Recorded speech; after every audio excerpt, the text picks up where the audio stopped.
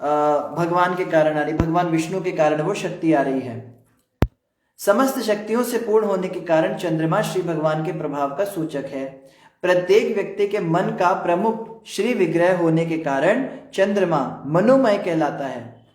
वह अन्नमय भी कहलाता है क्योंकि वह समस्त वनस्पतियों तथा पौधों को शक्ति प्रदान करता है। समस्त जीवात्माओं का प्राणधार है होने से वह अमृतमय भी कहा जाता है। चंद्रमा समस्त देवताओं, पितरों, मनुष्यों, पशुओं, पक्षियों, सरीसृपों, वृक्षों, पौधों तथा अन्य सभी जीवात्माओं को प्रसन्न करने वाला है।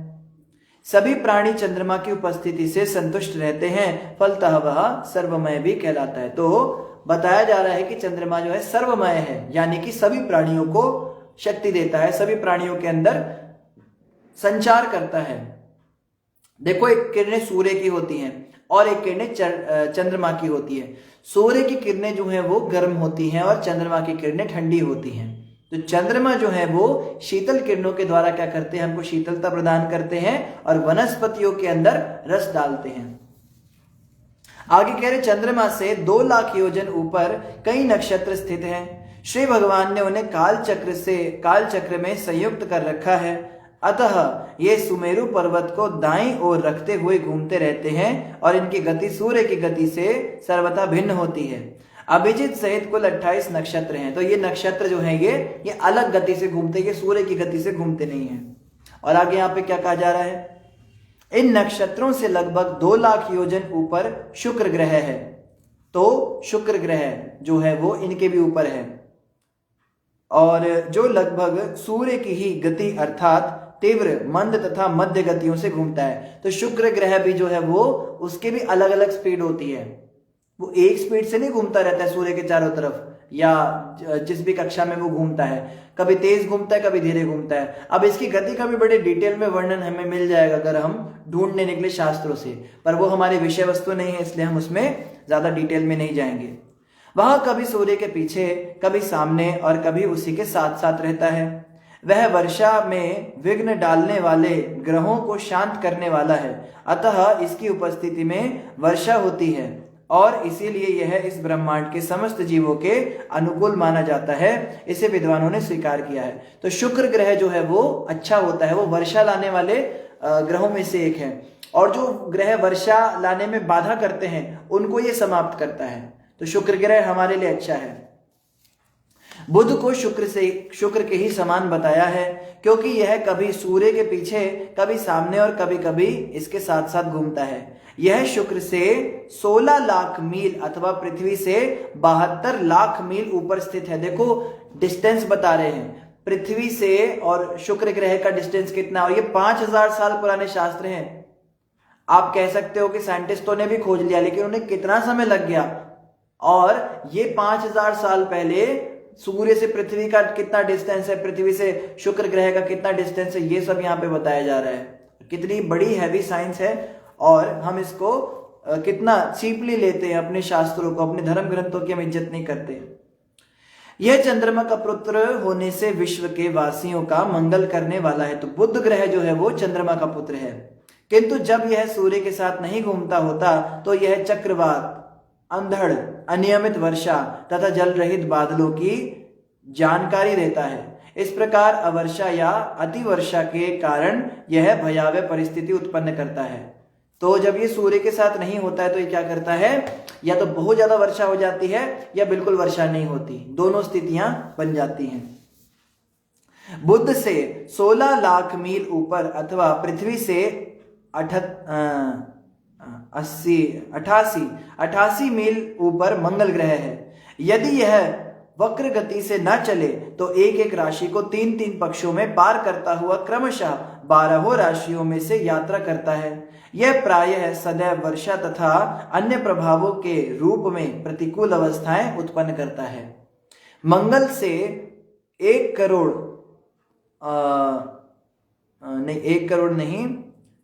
16 लाख योजन अथवा पृथ्वी से 1 करोड़ 4 लाख मील ऊपर बृहस्पति नामक ग्रह स्थित है, जो एक परिवत्सर में एक राशि की यात्रा करता है। यदि यह वक्र गति से ना चले तो यह ब्राह्मणों के लिए अत्यंत अनुकूल रहता है। बृहस्पति से 2 लाख योजन और पृथ्वी से 1,20,00,000 मील ऊपर शनि ग्रह स्थित है, जो 30-30 मास में प्रत्येक राशि से होकर जाता है और 30 अनुवत्सरों में संपूर्ण राशि वृत्त पूरा करता है। यह संपूर्ण ब्रह्मांड के लिए अत्यंत अशुभ है। तो ये जो शनि ग्रह है ये सबसे अशुभ ग्रह होता है। शनि ग्रह से 11 लाख योजन ऊपर सप्तऋषि अवस्थित हैं, जो सदैव ब्रह्मांड के समस्त प्राणियों की मंगल कामना करते रहते हैं। वे भगवान विष्णु के परम धाम ध्रुव लोक की प्रदक्षिणा करते हैं। तो सप्तऋषि मंडल भी जो है ये भी ध्रुव लोक के चक्कर लगाता है। इसी के साथ हमारा अध्याय 22 भी समाप्त हुआ। अब हम अध्याय 23 पढ़ेंगे, शिशुमार ग्रह मंडल। ये शिशुमार ग्रह मंडल क्या होता है? श्री शुक उवाच, शुकदेव गोस्वामी ने आगे कहा, हे राजन, सप्तऋषि मंडल से 13 लाख योजन ऊपर भगवान विष्णु का धाम कहा जाता है। वहां पर अब भी महाराज उत्तानपाद के पुत्र परम भक्त महाराज ध्रुव वास करते हैं, जो इस सृष्टि के अंत तक रहने वाले समस्त जीवात्माओं के प्राणधार हैं। तो यहाँ पे बता रहे, अब ध्रुव लोक की बात करें। देखो, ध्रुव तारा ऐसा होता है जो हर लोक से दिखाई देता है। हमें भी ध्रुव तारा दिखता है। उसको ध्रुव इसलिए कहते हैं क्योंकि उसकी जगह नहीं बदलती।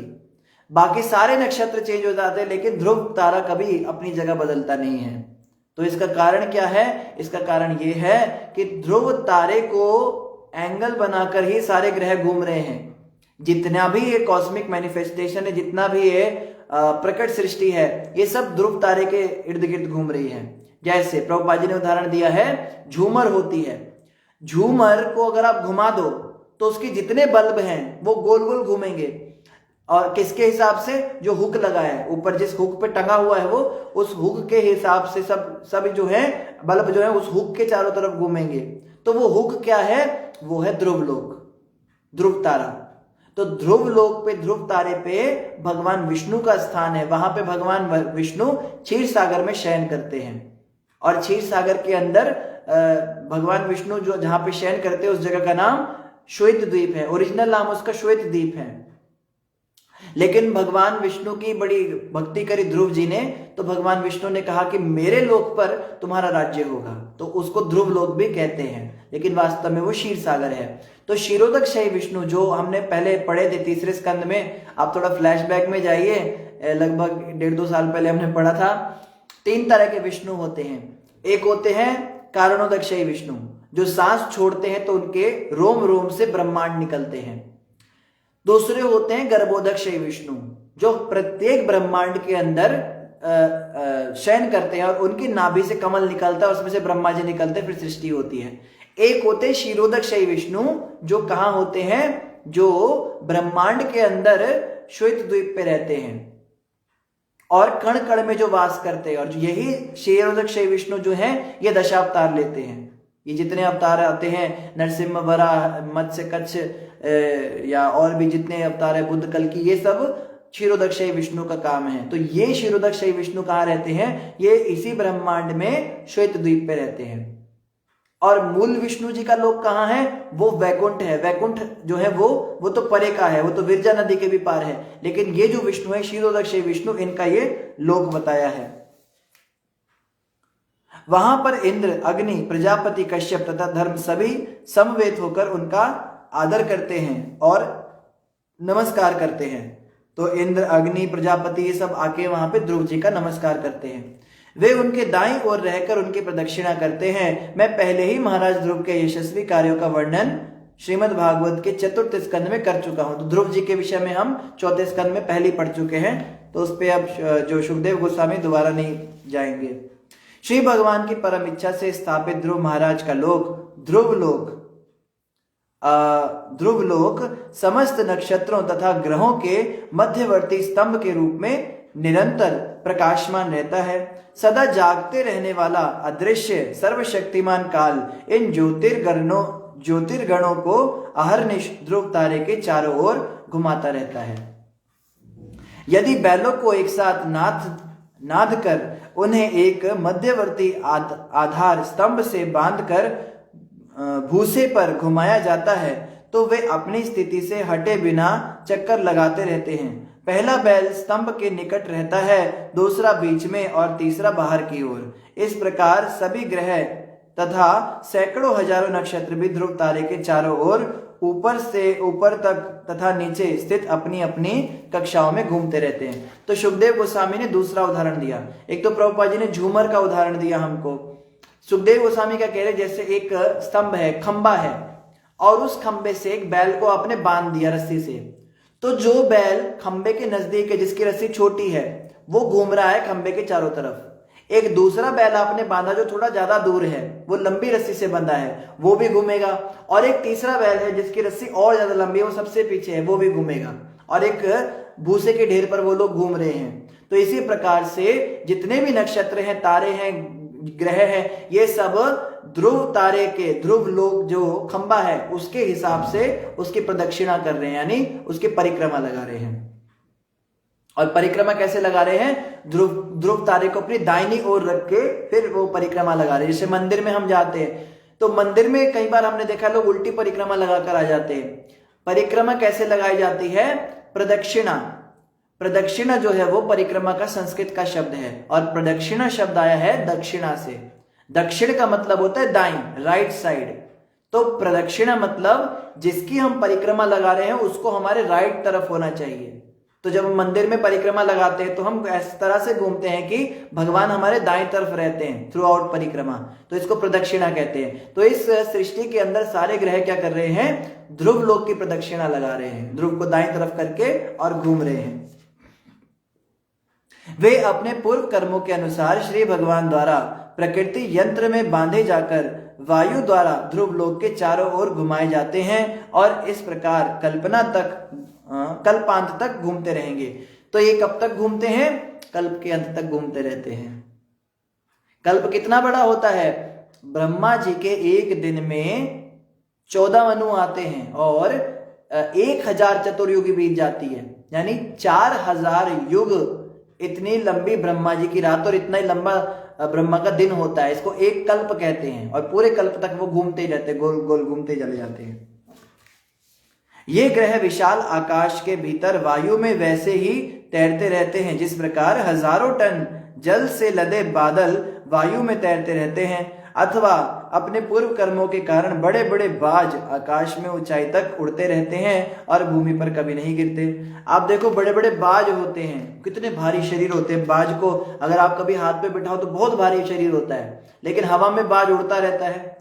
देखो बाकी सारे जो पक्षी है ना, वो ऐसे ऐसे अपने पंख उड़ाते हैं, लेकिन बाज जो होता है, अगर किसी ने देखा हो, बाज बस ऐसे हवा में ग्लाइड करता है, वैसे पंखों को हल्का सा ऐसे टेढ़ा बेढ़ा करता रहता है, ऐसे ऐसे कभी ज्यादा मारता नहीं, हल्के से 2 हाथ मारेगा फिर और सबसे ऊंचा बाज उड़ता है, बादलों तक भी पहुंच जाता है बाज, उसकी इतनी अच्छी उसकी कुशलता है। और दूसरा उदाहरण किसका दिया है? बादलों का। जैसे बादल होते कितने भारी होते हैं, बादलों के अंदर इतना पानी होता है कि 10,000 हाथियों जितना एक बादल की कैपेसिटी होती है, लेकिन वो कभी नीचे नहीं गिरते, वो हवा में उड़ते रहते हैं। तो इसी प्रकार जितनी सृष्टि है ये हवा में तैर रही है। पृथ्वी किसी उसके ऊपर थोड़ा ना रखी है। बचपन में हमें कहा जाता है तो पृथ्वी जो है ना वो गाय के सींग पे रखी होती है, तो गाय का जब एक सींग थक जाता है वो दूसरे सींग पे डालती है तो भूकंप आता है। कोई कहता है शेषनाग जी के फन पे रख के शेषनाग जी को खुजली होती है तो भूकंप आ जाता है। तो कोई कहता है शंकर जी के त्रिशूल पे रखी है वो हिलता है तो भूकंप क्यों आता है वो अलग चीज है, लेकिन ये पृथ्वी हवा में तैर रही है। शेषनाग जी के फन के ऊपर ब्रह्मांड रखा हुआ है, पृथ्वी नहीं रखी हुई है। ब्रह्मांड का मतलब क्या है?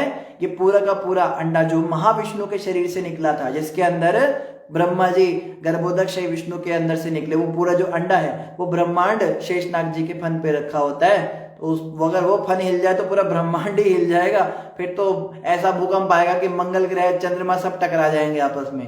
तो खैर बात यहाँ पे क्या चल रही है? बात यहाँ पे चल रही है कि पृथ्वी जो है वो हवा में तैर रही है, उसके नीचे कोई आधार नहीं है। कैसे तैर रही है? जैसे बादल और बाज पक्षी तैरते हैं हवा में, ऐसे तैर रही है। और कितना भारी साइज है पृथ्वी का, आप सोच सकते हो। इतने बड़े बड़े नदी पहाड़ झरने ये सब इसके अंदर हैं, इतनी भारी पृथ्वी जो है भगवान ने हवा में तैरा दी। ये लीला नहीं है तो और क्या है बताओ? कितनी बड़ी लीला है। आप एक बॉल भी जो है हवा में नहीं उड़ा सकते हो, वो भी नीचे गिर जाती है, और भगवान पूरी पृथ्वी को इतनी भारी को कैसे घुमा रहे हैं। नक्षत्रों तथा ग्रहों से युक्त यह विराट यंत्र जल में शिशुमार सूस मछली के स्वरूप में समानता रखने वाला है। तो पानी के अंदर एक शिशुमार होती है जिसको सूस मछली कहते हैं, इंग्लिश में उसका नाम सूस है। उस मछली की तरह क्या है पृथ्वी भी, और ये जितने ग्रह नक्षत्र हैं ये सब घूम रहे हैं। कभी कभी इसे वासुदेव श्री कृष्ण का अवतार माना जाता है। वास्तव में दृश्य होने के कारण बड़े बड़े योगी वासुदेव के इस रूप का ध्यान करते हैं। तो भगवान विराट सृष्टि के रूप में भी प्रकट हुए हैं। ये जितनी सृष्टि दिख रही है ये सब क्या है, ये भगवान कृष्ण का ही एक स्वरूप है। यही शिशुमार कुंडली मारे हुए हैं और इसका सिर नीचे की ओर है। तो अब बता रहे हैं कि दिखता कैसा है, ब्रह्मांड कैसा दिखता है, उसकी क्या उसकी शेप है। तो जैसे एक शिशुमार मछली होती है, उसकी शेप होती है, वो कुंडली मार के अगर बैठ जाए मछली, कुछ लंबी सी होती है वो, और उल्टी बैठ जाए तो ऐसे से करके कुछ इस तरह से होगा ना, तो ऐसा ये ब्रह्मांड दिखता है। इसकी पूंछ के सिरे पर ध्रुव नामक लोक स्थित है। उसका जो पूंछ होगी वहां पे ध्रुव है, पूंछ ऊपर होगी ना उल्टा है तो। अब देखो ये इसलिए बता रहे हैं कि अब डायग्राम बना सको। अब उस समय पे डायग्राम बना के चले जाते तो अंग्रेज तो जला गए सारे हमारे तालपत्र सब, तो लिखित रूप में पूरा डिस्क्रिप्शन देकर गए कि आप अपने पेपर पे इसको बना सको। तो अगर आप इसके अकॉर्डिंग बनाना चाहो, एक हमारे महाराज जी हैं इस्कॉन में, हिज होलीनेस दानवीर गोस्वामी महाराज, आप YouTube पे सर्च कर सकते हो। उन्होंने अपने शिष्यों से ये सारा मॉडल बनवाया है 3D। वो वीडियोस उन्होंने वैदिक कॉस्मोलॉजी की बनाई है कि वो कछुआ कहाँ पे है, वो शेषनाग कहाँ पर है, वो 4 हाथी कहाँ है, कौन कौन से ब्रह्मांड में कैसे कैसे लोक होते हैं, कौन कौन से लोक में क्या। और यही सेम मॉडल जो है मायापुर में बनाया जा रहा है। आपको जान के हैरानी होगी, दुनिया का सबसे बड़ा कृष्ण मंदिर मायापुर में बन रहा है। लगभग 700 करोड़ रुपए उसमें लग चुके हैं। उसमें ये मॉडल बन रहा है पूरा 3D में। आप वहां पे जाके देख पाओगे, वो हवा में सब पूरा दिखाएंगे कैसे कैसे बना हुआ है। वो वैदिक प्लेनेटोरियम, उसका नाम है टेम्पल ऑफ वैदिक प्लेनेटोरियम, TOVP। आप उसको भी सर्च कर सकते हो इंटरनेट पे, TOVP इस्कॉन करके, तो आ जाएगा। ये मायापुर टेम्पल करके, तो उसमें भी ये मॉडल बनाया जा रहा है। आगे क्या कह रहे हैं, इसकी पूंछ के मध्य भाग में प्रजापति, अग्नि, इंद्र तथा धर्म नामक देवताओं के लोक स्थित हैं, और पूंछ के मूल भाग में धाता और विधाता नामक देवताओं के लोक हैं। उसके कटी प्रदेश में वशिष्ठ, अंगिरा इत्यादि 7 ऋषि हैं। लग रहा है आज की भी जो क्विज होगी वो बड़ी हार्ड होने वाली है, तो आप सब ध्यान से सुनिए।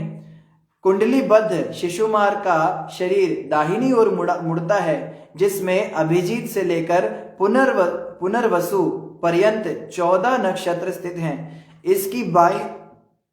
इसकी बाईं ओर पुष्य से लेकर उत्तराषाढ़ा पर्यंत 14 नक्षत्र हैं। इस प्रकार दोनों ओर समान संख्या में नक्षत्र होने से इसका शरीर संतुलित है। शिशुमार के पृष्ठभाग में अजवीथी नामक नक्षत्रों का समूह है, और उदर में आकाशगंगा है। आकाशगंगा मतलब मिल्की वे गैलेक्सी। तो जो उधर वाला पार्ट पड़ता है बीचों बीच का, वहां पे हमारी मिल्की वे गैलेक्सी है, उसकी भी इन्होंने डिटेल दे दी। अब साइंटिस्टों को यहां तक पहुंचने में कितना साल लग जाएंगे। ज्यादातर साइंटिस्ट ना अनुमान लगाते हैं ऐसा होगा, मगर ये जो है ये प्रामाणिक है, क्योंकि यहाँ पे वो व्यक्ति बता रहे जिसने बनाया है, जिसने उसको बनाया है ब्रह्मांड को, वो बताएगा ना कैसा दिखता है। शिशुमार चक्र के दाहिने तथा बाएं कटी तटों पर पुनर्वसु तथा पुष्य नक्षत्र हैं। इसके दाएं और बाएं पैरों पर आर्द्रा एवं अश्लेषा।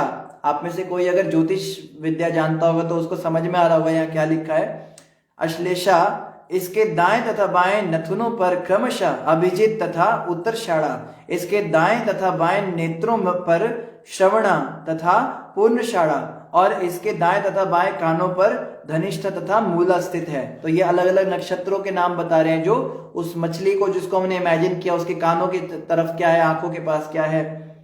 मघा से अनुराधा तक दक्षिणायन के 8 नक्षत्र बाईं पलसियों पर, और उत्तरायण के मार्गशीर्ष से पूर्व भद्रा पर्यंत 8 नक्षत्र दाईं ओर की पसलियों पर स्थित हैं। शतभिषा तथा ज्येष्ठा ये 2 नक्षत्र क्रमशः दाहिने और बाएं कंधों पर स्थित हैं। शिशुमार की ऊपरी ठोड़ी पर अगस्ती, निचली ठोड़ी पर यमराज, मुंह में मंगल, उपस्थ में शनि, गर्दन पर बृहस्पति, छाती पर सूर्य, हृदय के छोर में नारायण, मन में चंद्रमा, नाभि में शुक्र तथा स्तनों में अश्विनी कुमार स्थित हैं। प्राण और अपान नामक प्राण वायु के में बुध, गले में राहु तथा समस्त शरीर पर केतु और रोमों में समस्त तारागण स्थित हैं। हे राजन, इस प्रकार से वर्णित शिशुमार के शरीर को भगवान श्री विष्णु का बाह्य रूप मानना चाहिए। तो ये जो विराट सृष्टि बता रहे ब्रह्मांड, ये भी भगवान विष्णु का ही शरीर मानना चाहिए। हम सब भगवान विष्णु के पेट के अंदर हैं। प्रत्येक प्रातः, दोपहर तथा सायकाल शिशुमार चक्र के रूप में भगवान का दर्शन मौन होकर करना चाहिए और इस मंत्र से उपासना करनी चाहिए। क्या मंत्र है? हे काल रूप धारणा करने वाले भगवान, हे विभिन्न कक्षाओं में घूमने वाले ग्रहों के आश्रय, हे समस्त देवों के स्वामी, हे परम पुरुष, मैं आपको नमस्कार करता हूं और आपका ध्यान करता हूं। शिशुमार चक्र रूपी परमेश्वर विष्णु का शरीर समस्त देवताओं, नक्षत्रों तथा ग्रहों का आश्रय है। जो व्यक्ति परम पुरुष की आराधना करने हेतु नित्य 3 बार प्रातः, दोपहर तथा सायकाल इस मंत्र का जाप करता है, वह समस्त पापों के फल से अवश्य ही मुक्त हो जाता है। यदि कोई इस रूप में उनको केवल नमस्कार करे या इसे दिन में 3 बार स्मरण करे तो उसके हाल में किए हुए समस्त पाप नष्ट हो जाते हैं। तो आप में से अगर कोई इस मंत्र का जाप करना चाहता है तो सुबह, दोपहर और शाम दिन में 3 बार इसका जाप करना चाहिए। ये मंत्र जो है आप पढ़ सकते हो। ये श्रीमद् भागवतम स्कंद 5 अध्याय नंबर 23 और श्लोक संख्या 8 5.23.8 इस श्लोक में ये मंत्र दिया हुआ है। तो हम जो हमारे व्हाट्सएप के ग्रुप से श्रीमद् भागवत के उन दोनों में ये मंत्र डाल देंगे, तो आप में से किसी को जपना हो तो जप सकते हैं। तो इसी के साथ हमारा अध्याय 23 भी समाप्त हुआ। अभी हम अध्याय नंबर 24 पढ़ेंगे। हम जल्दी जल्दी इसलिए पढ़ रहे हैं क्योंकि ये टॉपिक्स जो हैं ये बड़े जटिल होते जा रहे हैं। नीचे के स्वर्गीय लोकों का वर्णन। तो अब बताएंगे नीचे जो स्वर्ग होते हैं उनका वर्णन भी सुनिए। श्री शुक उवाच, श्री सुखदेव गोस्वामी बोले, हे राजन, कुछ पुराण वाचकों का कथन है कि सूर्य से 10,000 योजन नीचे राहु नामक ग्रह है जो नक्षत्रों की भांति घूमता है। इस ग्रह का अधिष्ठाता देवता जो सिंहिका का पुत्र है समस्त असुरों में घृणास्पद है और इस पद के लिए सर्वथा अयोग्य होने पर भी श्री भगवान की कृपा से उसे प्राप्त कर सका है। मैं उसके विषय में आगे कहूंगा। तो एक स्वर्ग तो आपने सुना जो ऊपर होता है, स्वर्ग नरक हमने पढ़े ना। नीचे की ओर भी, पृथ्वी के नीचे भी स्वर्ग होता है। उसमें राहु के विषय में बताया गया है कि राहु नाम का एक ग्रह है और बताया कि राहु जो है बड़ा घृणित ग्रह है, वो एक असुर है, लेकिन फिर भी भगवान की कृपा से वो भी बिल्कुल अलग अन्य ग्रहों की तरह घूमता रहता है। और आगे क्या कह रहे हैं देखो, इससे क्या पता लगता है, अगर कोई भगवान की शरण लेता है ना तो वो अयोग्य होने पर भी उसको स्वीकार किया जाता है। मान लो मेरी क्वालिफिकेशन नहीं है IAS PCS बनने की, लेकिन अगर मैं भगवान विष्णु की भक्ति करता हूं और मैं अपनी नौकरी के द्वारा भी भगवान का प्रचार करना चाहता हूं, उनकी गरिमा को बढ़ाना चाहता हूं, तो भगवान मुझे मौका देंगे। हम में से किसी की भी, आपका मुझे पता नहीं, पर मेरी तो बिल्कुल भी ये स्थिति नहीं थी कि मैं भक्ति में लगूं या ये चोला पहनूं या तिलक लगाऊं, कंठी डालूं, भक्त कहलाऊं, खुद को वैष्णव कहूं। वैष्णव का एक भी गुण मेरे अंदर है नहीं। काम क्रोध से मैं भरा पड़ा हूं, अहंकार मेरे अंदर इतना अयोग्य व्यक्ति भी आज भागवत की कथा कर रहा है, भागवत कक्षा कर रहा है। ये भगवान की कृपा है, बस ये समझिए। जैसे यहाँ पे राहु के बारे में कह रहे हैं ना, मैं भी राहु ही हूं, मुझे भी, क्योंकि काम मेरे को पता है ना, अपना सबको पता होता है। हमारी स्थिति इतनी खराब है कि हम तो किसी के सामने जाएं तो कोई नमस्कार भी हमें ना करे, हम ऐसे घृणित व्यक्ति हैं। लेकिन हमें आज भगवान ने इतनी कृपा कर रखी है कि हम भागवतम के ऊपर चर्चा कर पा रहे हैं। ये सब उनकी कृपा है। अयोग्य से अयोग्य व्यक्ति को भी मौका देते हैं, ये भगवान की कृपा है। तो इसको समझना है। जो भी हमें सम्मान मिल रहा है, जो भी मान मिल रहा है, जो भी लोग हमारे पास आते हैं, वो सब भगवान की कृपा है। हम भजन भी गाते हैं ना, करते हो तुम कन्हैया मेरा नाम हो रहा है, मेरा आपकी कृपा से सब काम हो रहा है मेरा आपकी कृपा से, सब काम हो रहा है। मैं तो नहीं हूँ काबिल तेरा पार कैसे पाऊं, टूटी हुई वाणी से गुणगान कैसे गाऊं, तेरी प्रेरणाओं से ही ये कमाल हो रहा है मेरा आपकी कृपा से, सब काम हो रहा है। तूफान आंधियों में तुमने ही मुझको थामा, तुम कृष्ण बन के आए मैं बन गया सुदामा, एहसान पे तेरा अब एहसान हो रहा है प्रभु आपकी कृपा से, सब काम हो रहा है। भजन तो हम गाते हैं, मेरा आपकी कृपा से सब काम हो रहा है, करते हो तुम कन्हैया और मेरा नाम हो रहा है। लेकिन ये बिल्कुल सच्ची बात है कि वास्तव में सब कन्हैया ही करते हैं, हम तो किसी लायक ही नहीं है, लेकिन क्या करते हैं, क्रेडिट हमें दे देते हैं, मेरा नाम हो रहा है। जैसे अर्जुन के भगवान रथवान बने, ड्राइवर बने, सारा युद्ध कृष्ण भगवान ने लड़ा, लेकिन अंत में जय जयकार किसकी होगी, अर्जुन ने बड़ा अच्छा युद्ध किया। ये कथा भी हमने सुनाई थी, एक बार की बात है, सारे पांचों पांडव मिलके आपस में चर्चा कर रहे थे कि सबसे अच्छा युद्ध किसने किया। युधिष्ठिर कहते हैं कि मैंने बड़ा अच्छा लड़ा, भीम कहते हैं मैंने भी बड़े मारे, अर्जुन कहते हैं मैंने तो बड़े बड़े योद्धाओं को मार गिराया। तो कृष्ण भगवान खड़े हैं, सुन रहे, कुछ बोल नहीं रहे हैं, चुपचाप खड़े हैं। तो सारे के सारे पांडव कृष्ण भगवान से पूछने लगे कि आपको क्या लगता है किसने सबसे अच्छा युद्ध किया। तो इतने में किसी के जोर जोर से हंसने की आवाजें आने लगी, तो सारे पांडव देखने लगे कौन हंस रहा है इतनी जोर जोर से। तो बर्बरीक जो है वो एक पहाड़ के ऊपर बैठे थे। बर्बरीक जी की कथा भी हम सब जानते, खाटू श्याम जी के नाम से वो जाने जाते हैं। बर्बरीक जी की बस खाली गर्दन जिंदा थी और शरीर जो है मृत हो गया था, तो वो गर्दन जीवित थी। उसने बोला था, वो बड़े भक्त थे भगवान के, बड़ी लंबी कथा है, मैं छोटे करके आपको बता रहा हूं। तो बर्बरीक ने कहा, प्रभु मरने से पहले मेरी इच्छा है, मैं पूरा युद्ध देखना चाहता हूँ महाभारत का। तो भगवान ने कहा, तुम्हारे सिर में प्राण रहेंगे और तुम मेरे बड़े भक्त हो, भविष्य में तुम्हारे मंदिर बनेंगे, लोग मेरे नाम से तुम्हारी पूजा करेंगे। तो राजस्थान में ज्यादा इनके मंदिर होते, खाटू श्याम जी के नाम से जाने जाते हैं बर्बरीक जी। ये भीमसेन का बेटा था हिडिंबा से, घटोत्कच के बेटे थे बर्बरीक, भीम के पोते थे। तो बर्बरीक जो है ऊपर एक पहाड़ी पे उनके सिर को भगवान ने स्थापित किया, बोला यहां से तुम्हें पूरा युद्ध दिखेगा। तो वो सिर हंसने लगा। तो सब कहते भाई तुम क्यों हंस रहे हो बर्बरीक? कहते हैं तुम्हें क्या लगता है तुमने युद्ध किया है? तो कृष्ण भगवान कहते बर्बरीक चुप। कहते नहीं प्रभु, सत्य को छुपाना भी झूठ बोलने के ही बराबर है, मैं सत्य को निश्चित रूप से प्रकट करूंगा। तो बोला क्या सत्य है? कहते वास्तव में तुम में से किसी ने युद्ध लड़ा ही नहीं, मैंने सारा का सारा युद्ध देखा, मैं बताऊंगा क्या हो रहा था। सब जगह कृष्ण भगवान का सुदर्शन चक्र घूम रहा था। जब अर्जुन कोई तीर छोड़ता था, उस तीर के साथ सुदर्शन चक्र जाता था। तीर तो बेकार होता था, सुदर्शन चक्र दूसरे का तीर काटता था। सारा का सारा जो युद्ध है वो कृष्ण भगवान ने लड़ा है, और तुम लोगों को लगता है तुमने युद्ध किया है? तुम तो मर गए होते। इतने बड़े बड़े खूंखार उस तरफ लोग थे, ऐसे बड़े बड़े अस्त्र शस्त्र से वो लैस थे। बरसात हो रही थी बाणों की, बरसात समझ रहे हैं जैसे बारिश बरसती है ना, करोड़ों की संख्या में वो बाण बरस रहे थे। तो कृष्ण का सुदर्शन चक्र था जो तुम पांचों पांडवों को बचा कर लाया है। कृष्ण भगवान ने माता कुंती को वचन दिया था कि कुंती माता तुम्हारे पांचों बच्चों को सही सलामत वापस लाऊंगा।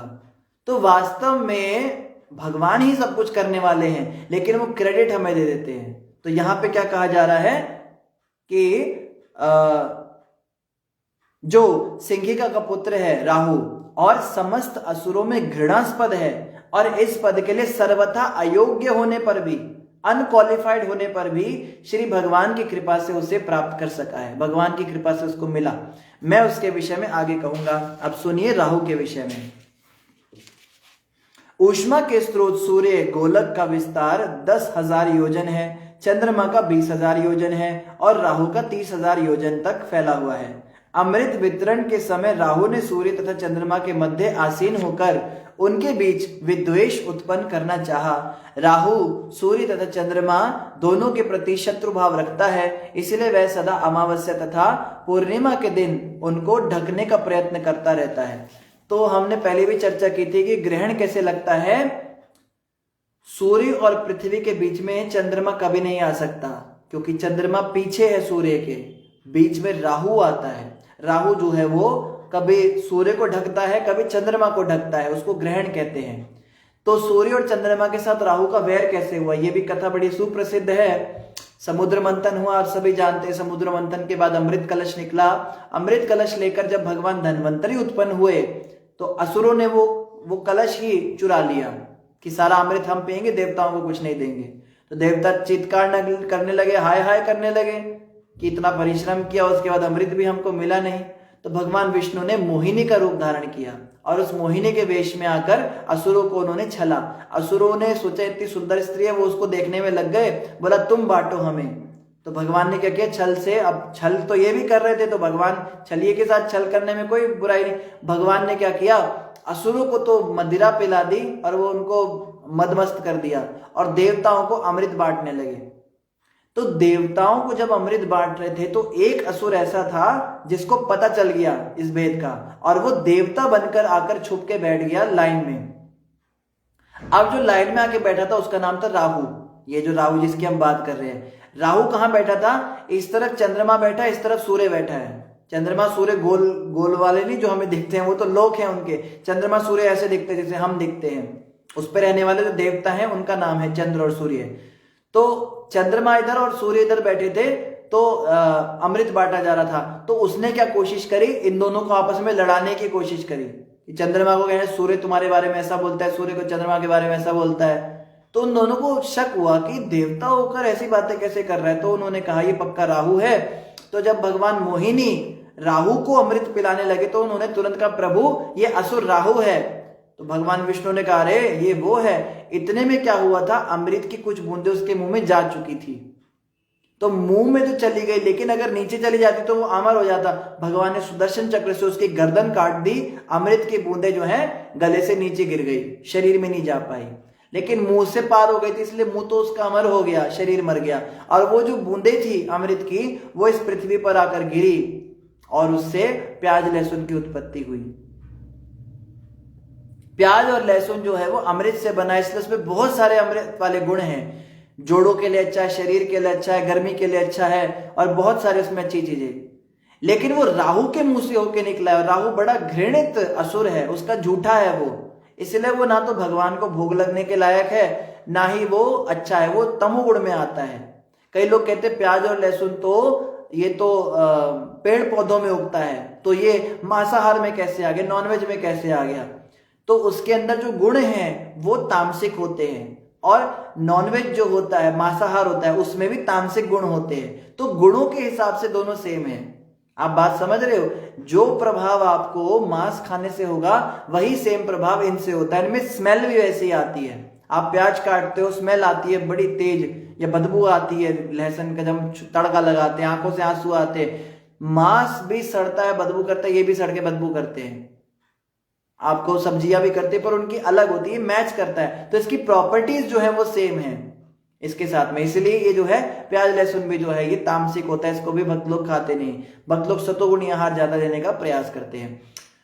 तो अब राहु जो है उसकी गर्दन कट गई, और तो तब से जो है राहु का वैर भाव हो गया सूर्य और चंद्रमा से कि तुमने मुझे ऐसे अधकटा कर दिया। तो राहु जो है समय समय पर क्या करता है, कभी सूर्य को ढकता है, कभी चंद्रमा को ढकता है। उसको क्या कहते हैं, सूर्य ग्रहण और चंद्र ग्रहण, उसी को कहते हैं। सूर्य तथा चंद्र देवताओं से राहु के आक्रमण को सुनकर उनकी रक्षा हेतु भगवान विष्णु अपना सुदर्शन चक्र चलाते हैं। वही वाली कथा आ रही है। यह चक्र भगवान का अत्यंत प्रिय भक्त और प्रिय पात्र है। अवैष्णवों के वध हेतु इसका प्रचंड तेज राहु के लिए असह्य था, अतः वह डरकर भाग जाता है। तब जब राहु चंद्र या सूर्य को सताता है तो ग्रहण लगता है। तो इस प्रकार से ग्रहण लगता है। राहु से 10,000 योजन नीचे सिद्ध लोक, चारण लोक तथा विद्याधर लोक हैं। तो ये सिद्ध, चारण और विद्याधर नीचे के लोक हैं, राहु के नीचे वाले हैं। अंतरिक्ष में विद्याधर लोक, चारण लोक तथा सिद्ध लोक के नीचे यक्षों, राक्षसों, पिशाचों, भूतों इत्यादि के भोग विलास के स्थान हैं। जहां तक वायु प्रवाहित होती है और आकाश में बादल तैरते हैं, वहां तक अंतरिक्ष का विस्तार है। इसके ऊपर वायु नहीं है। तो बोल रहे हैं हमारे जहां तक बादल तैरते हैं, यहां तक क्या है, यहां तक वायु है। जैसे कई लोग कहते हैं ना कि अंतरिक्ष कितना ऊंचा है, वायु कहां तक जाती है, स्ट्रेटोस्फेयर, मेसोस्फेयर और कौन कौन से स्फेयर बताते हैं, ये सब शास्त्रों में लिखा है। कह रहे बादल जहां तक तैरते वहां तक वायु है, यानी एटमॉस्फेयर वहां तक है, उसके ऊपर आप सांस नहीं ले सकते। अब आप पूछो इनको ये कौन से रॉकेट लॉन्च के अंदर, आप कभी पढ़ोगे नहीं, कोई ऋषि ने जो है रॉकेट बनाया और ऋषि मुनि ने वो मुंह पे खूब सारे लोहे के वो लगाए और नीचे से फ्यूल लगाया, दुनिया भर का धुआं उड़ाया और जूम करके ऊपर चला गया। ऋषि मुनियों को जो है सारा ज्ञान शास्त्रों से हुआ है। तो यहाँ पे जो है करके नहीं देखना होता, यहाँ पे सुनकर बातें समझी जाती हैं। आगे क्या कह रहे हैं, यक्षों तथा राक्षसों के आवासों के नीचे 100 योजन की दूरी पर पृथ्वी ग्रह है। अब पृथ्वी ग्रह इसके भी नीचे है, यानी सबसे ऊपर ब्रह्मलोक था, सबसे ऊपर ध्रुव लोक था, ध्रुव लोक से नीचे फिर हमने राहु के बारे में पढ़ा, फिर सिद्ध, चारण, गंधर्वों के लोक, स्वर्ग लोक, ये सब करते करते अब पृथ्वी पर हम पहुंच गए हैं। इसकी ऊपरी सीमा उतनी ऊंचाई तक है जहां तक हंस, गिद्ध, बाज और अन्य बड़े पक्षी उड़ सकते हैं। तो हमारी पृथ्वी की ऊंचाई जहां तक ये बाज, गिद्ध, ये जो बड़े बड़े पक्षी हैं, ये जहां तक उड़ सकते हैं वहां तक इसकी परिधि है। हे राजन, इस पृथ्वी के नीचे 7 अन्य लोक हैं। अब पृथ्वी के नीचे भी लोक हैं। हमने क्या सुना है बचपन में, एक पृथ्वी होती है, ऊपर स्वर्ग होता है और नीचे नरक होता है। जो अच्छे काम करते हैं वो स्वर्ग में जाते हैं, जो गंदे काम करते हैं वो नरक में जाते हैं। हम क्रिश्चियन मिशनरी स्कूल में पढ़े थे तो बाइबल में इतना ही दिया है कि ये दुनिया है, अच्छे काम करोगे स्वर्ग में जाओगे, गंदे काम करोगे नरक में जाओगे, फिर वापस आने का कोई सिस्टम नहीं है वहां से। और कुरान में भी इस तरह से दिया है कि अच्छे काम करोगे जन्नत में जाओगे, खजूर खाओगे, हुरों के साथ मजे करोगे, और गंदे काम करोगे तो नीचे जहन्नुम में जाओगे, जल्लाद तुम्हें पीटेंगे, दोज़ख में जलोगे, बस जलते ही रहोगे, मतलब वापस आने का कोई सिस्टम नहीं है। और ऊपर गए तो फिर हमेशा के लिए ऊपर रहोगे, कभी नीचे ने आने का सिस्टम नहीं है। पर यहां पे बताया कि सिस्टम होता है, ऊपर नीचे भी होता है। कर्मों के हिसाब से जीवात्मा ऊपर नीचे भी आ सकती है। और ऊपर भी कई सारे लोग हैं, जैसे सिद्ध लोग, चारण लोग के निवासी अलग होते हैं, वो अलग होते हैं, नीचे भी अलग अलग लेवल्स के लोग होते हैं। अब सुनो कौन कौन से होते हैं। हे राजन, इस पृथ्वी से नीचे 7 अन्य लोग हैं जो अतल, वितल, सुतल, तलातल, महातल, रसातल और पाताल कहलाते हैं। मैं पृथ्वी लोक की स्थिति पहले ही बता चुका हूं। इन 7 निम्न लोकों की चौड़ाई और लंबाई पृथ्वी के बराबर ही परिगणित की गई है। तो पृथ्वी लोक से नीचे जो ये 7 लोक हैं लगभग पृथ्वी के ही समान वो दिखते हैं। बिल स्वर्ग, नीचे के स्वर्ग, इनको बिल स्वर्ग कहते हैं। एक कथा में हम सुन रहे थे कि हम सोचते हैं पाताल लोक नीचे के बेकार होते हैं, पृथ्वी लोक ही सबसे लो स्टैंडर्ड है। पृथ्वी के ऊपर जैसे जैसे आप जाओगे तो सुविधाएं बढ़ती जाती हैं, ऐश्वर्य बढ़ता जाता है, पारिजात पुष्प हैं, वहां पे लोग जवान रहते, बूढ़े नहीं होते, उनको बीमारी नहीं लगती, ऐसे ऐसे सुविधाएं बढ़ती जाती हैं। और पृथ्वी के नीचे भी जब जाओ तो वहां भी सुविधाएं बढ़ती चली जाती हैं। वहां पे नागमणियां होती हैं, सोने चांदी के खदानें होती हैं, वहां के लोग भी बहुत ऐश्वर्यशाली होते हैं, विमानों में उड़ते हैं। केवल पृथ्वी लोक ही है जो सबसे लो स्टैंडर्ड है। और हम लोग अपने आप को कहते हैं मैं बहुत बड़ा आदमी हूं, मैं बहुत, अरे उन लोगों की नजर से देखो तो हमें तो वो सुअर और कुत्ते की नजर से देखते हैं। वहां के निवासी कहते हैं ना, मैं तुम्हें श्राप देता हूं, जाओ पृथ्वी लोक पर पैदा हो जाओ। मतलब श्राप देकर सबसे गंदी जगह भेजा जाता है, तो पृथ्वी लोक ये है वहां के लोगों की नजर में। तो स्वर्ग और नीचे जो पाताल लोक भी हैं उनमें भी ऐश्वर्य ज्यादा होता है। इसको इनको क्या कहते हैं, बिल स्वर्ग। बिल स्वर्ग कैसे कहते हैं, बिल का मतलब होता है नीचे के स्वर्ग हैं ये। कहलाने वाले इन 7 लोकों में अत्यंत सुंदर घर, देखो उन लोकों में हमने क्या सोचा था, वहां पे अंधेरी कोठरी होती होगी और बड़ी बड़ी मशालें जलती हैं और वहां पे बड़ा गर्मी होती होगी। सुनो अब कैसे होते नीचे के लोग।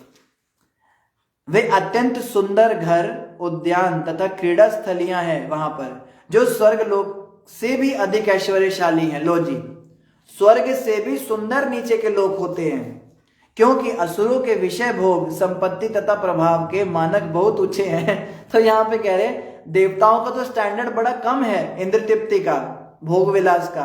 असुरों के स्टैंडर्ड ज्यादा होते हैं, असुरों को ज्यादा सुंदरता चाहिए। यानी देवताओं के लिए अगर छोटे मोटे लिली के फूल भी उगा दो तो उसमें भी वो अपनी पत्नी के साथ घूम लेंगे, लेकिन असुर कहते हैं ये बेकार है, ये हमको अच्छा चाहिए। उनके लिए बड़े बड़े महंगे इंपोर्टेड फ्लावर्स के गार्डन, ट्यूलिप गार्डन बनाने पड़ेंगे कश्मीर के, वो मंगाने पड़ेंगे, तब वो अपनी पत्नी के साथ वहां पे घूमेंगे। मतलब स्टैंडर्ड ज्यादा हाई होते हैं असुरों के, तो असुरों के घर भी ज्यादा सुंदर होते हैं। देवता तो बेचारे थोड़े से, आप सोचो स्वर्ग के घर कितने सुंदर होते हैं, और यहां कहा जा रहा है कि असुरों का स्टैंडर्ड देवताओं से ज्यादा है।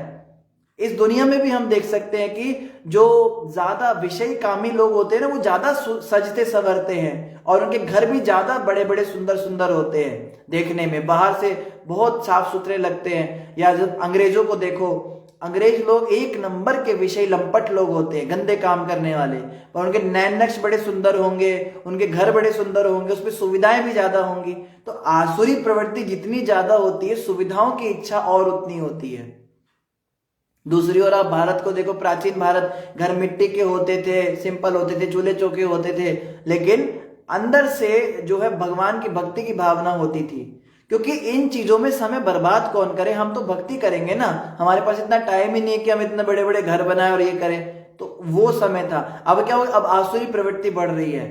देखने में लग रहा है कि विकास हो रहा है, लेकिन वास्तव में ह्रास हो रहा है, संस्कृति का ह्रास हो रहा है, समय की बर्बादी हो रही है, कैरेक्टरलेस लोग हो रहे हैं, चरित्रहीन लोग पैदा हो रहे हैं, और मानसिक रोगी पैदा हो रहे हैं, बीमारियां नई नई आ रही हैं, हर तरह से हम नीचे ही जा रहे। तो विकास किस चीज का हो रहा है? बड़े बड़े ईंटों की दीवारों का। इनको किसमें क्या सिर मारोगे ईंटों की दीवारों में? आपको बड़ा सुंदर फर्नीचर या बड़ी टीवी, लाइव शोज, ये सब आ गए, कॉमेडी नाइट्स और मोबाइल आ गए, बात कर सकते हैं। इन सब से केवल सिर दर्द होता है। आप देखो पहले के लोग सिंपल लाइफ जीते थे, सुबह उठते थे, धान पे काम करते थे, काम करके शाम को आके अपना सो जाते थे भगवान की कथा सुन के, और मरने के बाद भगवान के धाम जाते थे। आपने इतने टीवी, फ्रिज, इतना सब कुछ खरीदा, इतना पैसा कमाया, नाइट शिफ्ट अलग लगाई, डे शिफ्ट अलग लगाया, 3-3 कंपनियों पे नौकरियां की, पत्नी भी कमा रही है, पति भी कमा रहा है, और कुत्ते बिल्लियों की तरह दौड़ रहे हैं और रेस कर रहे हैं, घोड़े की तरह भाग रहे हैं, इधर उधर करके पैसे ला रहे हैं, और थोड़ा बहुत कुछ खा रहे हैं, कुछ बच्चों को दे रहे, कर करा के मरने के बाद भी नर्क में, और जीते जी भी नर्क से बदतर जीवन। किस्तों पे सांस लेते हैं, घर की भी किस्तें भरते हैं, गाड़ी की भी किस्तें भरते हैं, होम लोन ले रखा है, कार लोन ले रखा है, एजुकेशन लोन ले रखा है, पढ़ाई भी किस्तों पे हो रही है। किस्तों की जिंदगी, किस्तों की सांस, ये कोई जिंदगी है? नर्क है ये। और लोग कहते हैं हम प्रगति कर रहे हैं। ये दुर्गति है, ये प्रगति नहीं है। तो क्या कह रहे हैं? क्योंकि असुरों के विषय भोग, संपत्ति तथा प्रभाव के मानक बहुत ऊंचे होते हैं, उनके स्टैंडर्ड बड़े हाई होते हैं। इन लोकों के वासी दैत्य, दानव तथा नाग कहलाते हैं, और उनमें से बहुत से गृहस्थों की भांति रहते हैं। तो असुर जो है ज्यादातर गृहस्थों की तरह रहते हैं, ब्रह्मचारी सन्यासी कम ही देखने में आते हैं असुरों में। उनकी पत्नियां, संतानें, मित्र तथा उनका समाज मायामय भौतिक सुख में पूरी तरह मग्न रहता है। पूरी तरह मतलब माया में ही घिरे हुए हैं। भले ही देवताओं के इंद्रिय सुख में कभी कभी बाधा आए, किंतु इन लोगों के वासी अबाध जीवन व्यतीत करते हैं। हो सकता है कभी कभी देवताओं के सुख भोग में बाधा आ जाए, लेकिन इनके जीवन में कभी कोई बाधा नहीं आनी चाहिए। इनको बड़ा गुस्सा आ जाता है। जैसे कभी लाइट चली जाती है तो भक्त लोग सोचते चलो लाइट चलेगी, जब करो आराम से बैठ के माला करो। नहीं, आस पड़ोस के लोग इतने दुखी हो जाते, लाइट चलेगी, हाय हाय मर गए, वो फोन कर करके पागल कर देते बिजली बोर्ड को, कब लाइट आएगी, कब लाइट आएगी, क्या हो गया। वो कहते ट्रांसफार्मर फूक गया, ठीक करो उसको, जल्दी भेजो। वो लोग रह नहीं सकते विषय भोग के बिना। तो आसुरी प्रवृत्ति के लोग ऐसे होते हैं। और जो देवताओं जैसी प्रवृत्ति के लोग होते हैं, वो कभी कभी उनकी इंद्रिय तृप्ति रह जाए तो इतना वो ज्यादा दुख नहीं मनाते उस बात का। इस प्रकार उन्हें मायामय सुख में अत्यधिक लिप्त माना जाता है, तो वो माया के सुख में ही लिप्त रहते हैं। आगे क्या कह रहे हैं, हे राजन, कृत्रिम स्वर्ग में जिन्हें बिल स्वर्ग कहते हैं, बिल स्वर्ग हमने पढ़ा, बिल स्वर्ग किसे कहते हैं, नीचे के स्वर्ग को। मय नामक एक महादानव है जो अत्यंत कुशल वास्तुशिल्पी है। तो मय का नाम भागवत में आ रहा है। भागवत में हर किसी का नाम नहीं आता है, बड़े बड़े लोगों का नाम आता है। तो चाहे दानव हो, चाहे राक्षस हो, चाहे देवता हो, अगर बड़ा श्रेष्ठ है तो ही उसका नाम। तो मय दानव का यहाँ पे नाम आया है। मय नामक एक महादानव है, दानव नहीं महादानव है, जो अत्यंत कुशल वास्तुशिल्पी है। वास्तुशिल्पी मतलब बढ़िया बढ़िया वो बनाता है, घर वगैरह बनाता है, डिजाइनिंग करता है, उसकी वास्तुशास्त्र जानता है। उसने अनेक अलंकृत पुरियों का निर्माण किया है। वो पूरे पुरियां बनाई हैं उसने। पुरियां मतलब वो पुरियां नहीं जो रोटी की जगह खाते हैं, आलू के साथ पूरी खाते हैं। पुरी का मतलब होता है शहर, है ना, द्वारकापुरी, जगन्नाथपुरी, वो वाली पुरी की बात कर रहे हैं। तो उन्होंने बहुत सारी अलंकृत पुरियों का निर्माण किया है। अब सुनिए उन पुरियों का क्या, राक्षस कैसे घरों में रहते हैं। राक्षसों के घर ऐसे नहीं होते, गंदे से वो पड़े हैं और काला काला, जो हम सोचते हैं मन में कि राक्षस वहां रहते होंगे। जहां अनेक विचित्र भवन, प्राचीन द्वार, सभा भवन, मंदिर भी होते हैं इनके। ये राक्षसों की पूजा करते हैं, इनके अपने देवता अलग होते हैं। आंगन तथा मंदिर प्राचार एवं विदेशियों के रहने के होटल तथा आवास हैं। विदेशी आए के रहे मतलब वहां पे टूरिज्म, ट्रैवल टूरिज्म सब चलता है। makeMyTrip.com ये सब वहां पे भी चलता है। शादी.com, ये असुरनी कहती है मैं जो है लंबे दांत वाली हूं, तो मैं भी किसी ऐसे असुर से शादी करूंगी जिसकी जीभ सांप की तरह बाहर निकलती हो। तो वो मैट्रिमोनियल साइट पे डाल देती होगी लंबी जीभ वाला कोई मेरे को कांटेक्ट करे। मतलब इस तरह से इनके यहाँ पे सारी सुविधाएं होती है। जो हम करते सब कुछ ये भी करते हैं। विदेशियों के लिए होटल भी होते हैं इनके यहाँ। इन ग्रहों के अधिपतियों के भवनों को अत्यंत मूल्यवान रत्नों से निर्मित किया गया है। इनके मूल्यवान रत्नों से इनको बनाया है। ये भवन नागों तथा असुरों के अतिरिक्त अनेक कबूतरों, तोतों तथा अन्य पक्षियों से परिपूर्ण है। कुल मिलाकर ये कृत्रिम स्वर्गीय पुरियां अत्यंत आकर्षक ढंग से अलंकृत की गई हैं। तो हम तो मिट्टी की ईंटें बनाते हैं ना, मिट्टी की ईंटों से घर बनाते हैं। आप पीछे देख रहे हो मिट्टी की, ये तो वॉलपेपर है, तो ईंटें, वहां पे मणियों से घर बनते हैं। जो मणि हम अपने ज्वेलरी में लगाते हैं वो भी नकली लगाते हैं। हम तो नकली हीरे लगाते हैं ना आजकल, आर्टिफिशियल ज्वेलरी। असली हीरे तो हम गले में पहनते हैं, उसके तो दीवारें बनी होती हैं उनके घरों की। तो आप सोचो उनकी औरतें ज्वेलरी क्या पहनती होंगी। और ये नीचे के लोगों का वर्णन है। वैकुंठ की तो बात ही छोड़ दो और गोलोक धाम की तो आप बात ही छोड़ दो, बड़ी दूर की बात है। तो समय लगभग पूरा हो गया है। कल हम यहीं से आगे बढ़ेंगे, कंटिन्यू करेंगे। ये जो चैप्टर है नीचे के स्वर्गीय लोकों का वर्णन, इसके बाद में जो चैप्टर आएगा वो आएगा भगवान अनंत की महिमा। उसके बाद में अनंत भगवान की महिमा आएगी। अनंत भगवान कौन है? शेषनाग जी। शेषनाग भगवान कहाँ पे हैं, उनके फनों पे कैसे अलग अलग लोग बैठे हैं, वो सब भी डिस्क्रिप्शन आएगा। तो बड़ा इंटरेस्टिंग टॉपिक है। आप इसी तरह से जुड़े रहिए। और क्षमा कीजिए आज थोड़ा सा लेट हो गया क्लास स्टार्ट करने में। संडे का कार्यक्रम था, उसमें हम थोड़े से लेट हो गए। इन्हीं शब्दों के साथ आप सभी का धन्यवाद। किसी का कोई प्रश्न हो तो आप अपने प्रश्न जो हैं कमेंट करके यहाँ पे पूछ सकते हैं। पूजा माता ने और कृष्णा एनवाइस जी ने कहा नो वॉइस प्रभु जी। वो एक नया कोई लाया था माइक, तो वो लगा के हमने टेस्ट किया, तो इसलिए शायद उसमें आवाज नहीं आ रही थी, उसको हटा दिया हमने। मंजू कपूर जी ने हरे कृष्ण कहा है, करुणा माता जी ने हरे कृष्ण कहा है, नवीन जुल्का जी ने भी हरे कृष्ण कहा है, लता माता ने दिल भेजा है, और उन्होंने एक ड्रैगन भी भेजा है, और उन्होंने सब्जियां भी भेजी हुई हैं। अच्छा, इन सब्जियों को हम खा तो नहीं सकते माता, पर धन्यवाद आपने भेजी। सब्जियां हंस भी रही हैं ये टोकरी में। सनी कुमार जी ने हरे कृष्ण कहा है, कनु थापा जी ने हरे कृष्ण कहा है, गायत्री माता ने कहा है हृदय में रहते हैं प्रभु जी, रहते हैं ना प्रभु जी। हाँ, हृदय में भी, हृदय में जो परमात्मा रूप में रहते हैं वो भी यही होते हैं, शिरोदक श्री विष्णु ही होते हैं। कण कण में भी रहते हैं और हृदय के अंदर भी शिरोदक श्री विष्णु रहते हैं। बिल्कुल सही बात है। ऋषु गुप्ता जी ने हरे कृष्ण दंडवत लिखा है, सनी कुमार जी ने फ्लावर भेजा है, करुणा माता जी ने महामंत्र लिखा है, अरुण सिंगला जी ने हरे कृष्णा लिखा है, आर्यन शर्मा जी ने भी हरे कृष्णा लिखा है, नरेंद्र भंडाल जी ने महामंत्र लिखा है, कमल किशोर अरोड़ा जी ने हरे कृष्णा लिखा है, माधव खजूरिया जी ने भी हरे कृष्णा लिखा है, लता माता ने फिर एक खरगोश भी भेजा है जो शायद एक्सरसाइज कर रहा है, दिशी शर्मा जी ने हरे कृष्णा लिखा है, कह रही है आफ्टर लॉन्ग टाइम कैसे हैं आप दिशी शर्मा जी, हम एकदम अच्छे हैं, आप कैसे हैं आप बताइए, आपके घर में सब ठीक है? बड़े समय बाद हम आपके भी दर्शन हुए। बसंत कुमार जी ने हरे कृष्णा लिखा है, दिशी शर्मा जी कह रही है प्रभु जी अब कैसे पता चले कि कौन सा कर्म राइट है कौन सा रॉन्ग, लाइट का एग्जाम्पल सही दिया बट विंटर में ठीक है, समर में कैसे रह सकते हैं? मैं समझा नहीं आपका प्रश्न। अब कैसे पता चले कि कौन सा कर्म राइट है और कौन सा रॉन्ग है, लाइट एग्जाम्पल सही दिया बट विंटर में ठीक है, अब समर में कैसे कर सकते हैं रह सकते हैं? मैं आपका प्रश्न समझ नहीं पा रहा, आप एक बार दोबारा से इसको लिखिए। और इनके अलावा मीतू एब्रोल जी ने हरे कृष्णा लिखा है, कमल किशोर जी ने हरे कृष्णा फ्रॉम आचार्य रचना माता जी, आप दोनों माताओं को भी हरे कृष्णा। अनमोल देवगन जी ने भी राधे राधे लिखा है, तुषार मरवाहा जी ने हरे कृष्णा लिखा है, पूजा शर्मा जी ने दासाना दास अर्जुन सखा दास, अच्छा अर्जुन प्रभु आपको भी हरे कृष्णा। नेहा शर्मा जी ने हरे कृष्णा लिखा है, प्रीति सिंगला जी ने हरे कृष्णा लिखा है, और इनके अलावा प्रीति सिंगला जी, तुषार मरवाहा और मनीष कनौजियान जी ने भी हरे कृष्णा लिखा है। हाँ दिशी शर्मा माता करिए विदाउट लाइट आप कैसे पता चले कि कौन सा कर्म राइट है कौन सा रॉन्ग, लाइट का एग्जाम्पल सही है बट विंटर में ठीक है, समर में कैसे रहे हम, बिना लाइट के हम कैसे रहें? अच्छा लाइट समझ गया।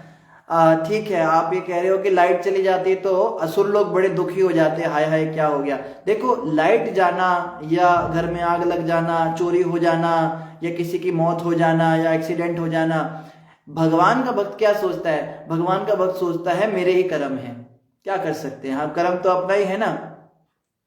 जैसे मेरे जीवन में अगर कोई भी सुखद घटना बीतती है तो मैं कहता हूं ये मेरे कारण बीती है, मैंने बड़ी मेहनत की तब जाके मेरे साथ ये हुआ है। तो दुखद घटना जो बीतती है वो भी तो मेरे कर्मों के कारण होगी, मैंने किसी के साथ तो बुरा किया तभी तो मैं दुखी हो रहा हूं। इसको आदि दैविक आदि भौतिक क्लेश कहते हैं, ये कलेश होते हैं और ये हमारे ही कर्मों का नतीजा है। तो देशी माता भक्त क्या सोचता है, मेरे कर्म खराब हैं जो मेरे साथ ऐसा हुआ, लेकिन मेरे कर्म इतने ज्यादा खराब थे, पता नहीं मेरे साथ क्या होना था, भगवान की बड़ी कृपा रही इतने कम में टाल दिया, मेरा शायद पैर ही कटना था लेकिन कांटा चुबा के भगवान ने बचा लिया। और ये सत्य बात है, भगवान अपने भक्तों का कष्ट बहुत कम कर देते हैं।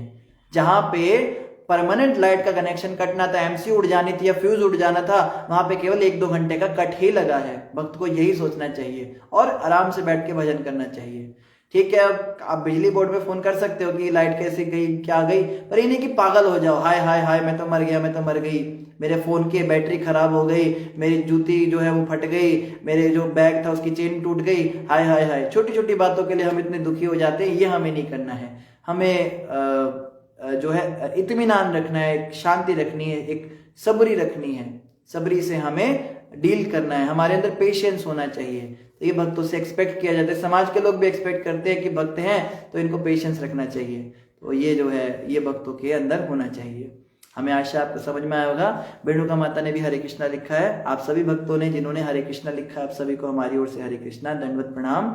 मनीष कनौजिया ने कहा है, प्रभु जी हम अपनी तरफ से तो पूरे कर्म अच्छे करते हैं, बट वो कर्म अच्छे हैं या बुरे हैं वो कैसे पता चलेगा, और जो हम बुरे कर्म करते हैं उसका नतीजा इसी जन्म में मिलेगा अपनी तरफ। देखिए मनीष कनौजिया जी, पहली बात तो ये है हम डिसाइड करने वाले नहीं होते कि क्या सही है क्या गलत। कुछ देश ऐसे जहां पे शराब पीना सही है, कुछ देश ऐसे जहां पे शराब पीना गलत है, कुछ समुदाय ऐसे हैं जहां पे मांस खाना गलत है, कुछ समुदाय मानते हैं मांस खाना अच्छी चीज है। तो हमारे हिसाब से तो अच्छा भी हो सकता है, बुरा भी हो सकता है, लेकिन हिसाब किताब किसका चलता है। अब किसी अदालत में कोई कोर्ट के सामने जाए और बोले, जज साहब मुझे लगता है कि ये अच्छा काम था, मैंने उसकी रेडी से अगर एक टमाटर उठा के चुरा लिया तो उसकी रेडी का वजन कम हुआ, वो अच्छे से खींच पाएगा उसको। पर जज कहता है कि मैं बताऊंगा ना क्या सही क्या गलत है, तो कानून की किताब खोली जाती है, उस किताब को खोल के फिर कहते हैं कि जो इस किताब में लिखा है वही सही माना जाएगा, क्योंकि ये देश इस किताब के हिसाब से चलता है। इसी प्रकार से मनीष जी, ये जो दुनिया है, संसार है, ये मेरे और आपकी धारणाओं से नहीं, ये भगवान की सृष्टि है, भगवान के हिसाब से चलती है। और भगवान की कानून की किताब क्या है? ये श्रीमद् भागवतम। इसीलिए हम इसको पढ़ते हैं, हम इसको खोल के देखेंगे क्या सही है और क्या गलत है। भगवत गीता, तो गीता, भागवत, शास्त्र, रामायण, इनके अंदर जो बातें लिखी हैं वही सही है, और इनमें जो बातें मना है वही गलत है। ये तो नहीं पहली बात कि सही क्या और गलत क्या। अब हमें क्या लगता है उसको हम एक तरफ रख दें, हमने तो बड़ा कुछ सोचा हुआ है, लेकिन जो शास्त्र कहते हैं वही सही। अब शास्त्रों में क्या लिखा है ये हमें कोई गुरु बताएंगे।